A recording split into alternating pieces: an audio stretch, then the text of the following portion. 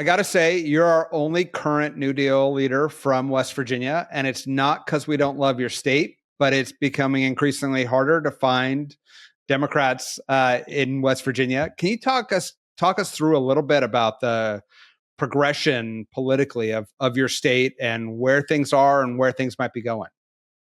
Yeah, so things are, I hope, at rock bottom for Democrats in West Virginia.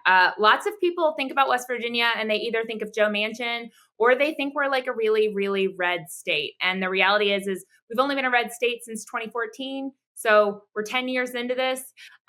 We were a blue state almost entirely for our entire history since we became a state during the Civil War up until 2014 when the Republicans took over. And since then, we went from having one Republican in our state Senate to now only having two Democrats in the state Senate. I'm in the state House. Out of 100 members, there are 91 Republicans, 9 Democrats. I'm fairly certain it's the smallest minority in the country in terms of numbers. So it's not a great place to be right now. And we've lost all Democrats at the federal level. So we're kind of the leaders of our state party.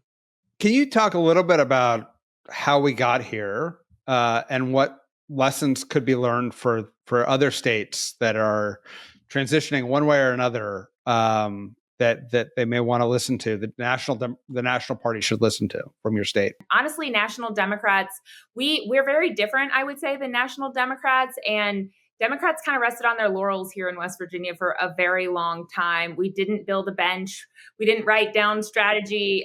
So we're kind of starting over. Can you talk about, I mean, I think the Biden administration made a lot of investments in states and in the energy economy and transition. How did that resonate or not resonate? And then we've now 7 or 8 months into the Trump administration. And how are those policies resonating?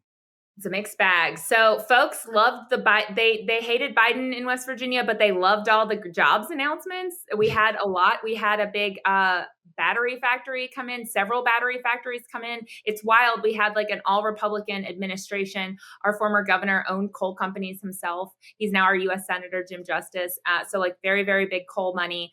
But he would always get up and tout all of our clean energy jobs. And they wouldn't really say that. They'd say all of the above energy, which I agree with, but they wouldn't ever talk about it being green. They hate the Green New Deal, that, the same old playbook that we see everywhere.